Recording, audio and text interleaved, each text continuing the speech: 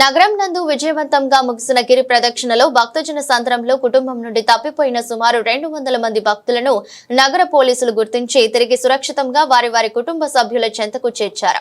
ఈ సందర్భంగా పలువురు భక్తులు నగర police commissioner doctor Shankhabrata Bagchi, IPS గారి ఆధ్వర్యంలో నగర పోలీసులు ఏర్పాటు చేసిన సేవలను, సౌకర్యాలను అభినందించారు. గిరి ప్రదక్షిణ సందర్భంగా పోలీస్ విభాగం చేసిన సేవలు, వినూత్న ఏర్పాటు భక్తుల ప్రశంసలు అందుకున్నాయి. ఈ విధంగా కనివిని ఎరుగని రీతిలో జన తో నిండిన గిరి ప్రదక్షిణను విశాఖ సిటీ పోలీసులు విజయవంతంగా నిర్వహించారు.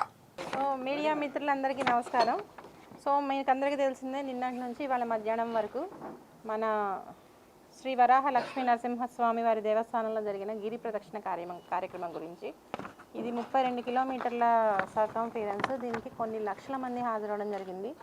వైజాగే కాకుండా ఆంధ్రప్రదేశ్లోని ఇతర జిల్లాలు, అలాగే ఛత్తీస్గఢ్, జార్ఖండ్, ఒరిస్సా, తమిళనాడు ఇట్లాంటి స్టేట్స్ నుంచి కూడా చాలామంది భక్తులు రావడం జరిగింది. ఈ సందర్భంగా సఫిషియంట్ బందోబస్తుని మనం ప్లాన్ చేయడం జరిగింది. చాలా రోజుల ముందు నుంచే దీని గురించి ప్లాన్ చేయడం జరిగింది. సిపి గారు పర్సనల్ ఇంట్రెస్ట్ తీసుకోవడం, అలాగే తొలి పావంచ దగ్గర ప్రోగ్రామ్ స్టార్టింగ్ నుంచి ఎండింగ్ వరకు సిపి గారు పర్సనల్గా ఉండి మొత్తం కూడా సూపర్వైజ్ చేయడం జరిగింది. ఈ భారీ భక్త సమూహం మధ్య మనం చూస్తే చాలామంది తప్పిపోవడం జరిగింది. మీరు కూడా ఎక్స్పీరియన్స్ చేసి ఉంటారు. మొబైల్ సిగ్నల్స్ ఆల్మోస్ట్ లేకపోవడం, వాళ్ళని ట్రాక్ చేసే పరిస్థితి కూడా లేదు.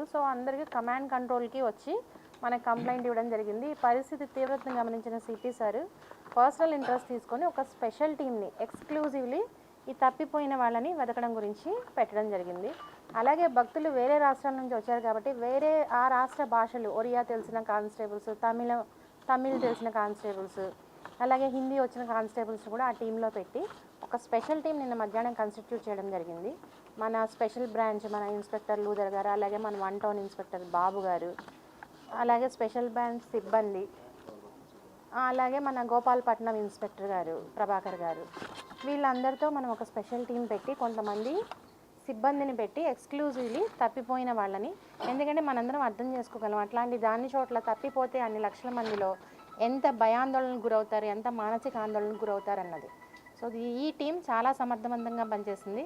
దగ్గర నిన్నటి నుంచి 200 మంది పిల్లలు కావచ్చు, పెద్దలు కావచ్చు, వృద్ధులు కావచ్చు, వాళ్ళని మన టీము చాలా ఓపికతో వాళ్ళ గోడు వినడం జరిగింది. వాళ్ళని మొబైల్ సిగ్నల్స్ లేని చోట్ల స్పెసిఫిక్గా మన కానిస్టేబుల్స్ ఆ ప్రాంతాలు ఎక్కడైతే వాళ్ళు లాస్ట్ ఉన్నారన్న ఇన్ఫర్మేషన్ ఉందో అక్కడికి వెళ్ళి వాళ్ళని ట్రేస్ చేసి వాళ్ళకి అప్పగించడం జరిగింది.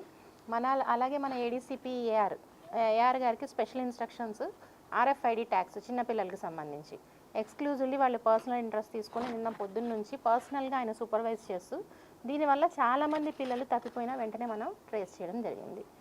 ఈ సందర్భంగా ఈ విశాఖ సిటీ పోలీస్ ఏర్పాటు చేసిన సేవలు, సౌకర్యాల భక్తులు అభినందించడం జరిగింది.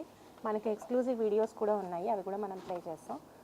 ఈ సందర్భంగా వైజాగ్ సిటీ కమిషనర్ అందరినీ కూడా అభినందించడం జరిగింది.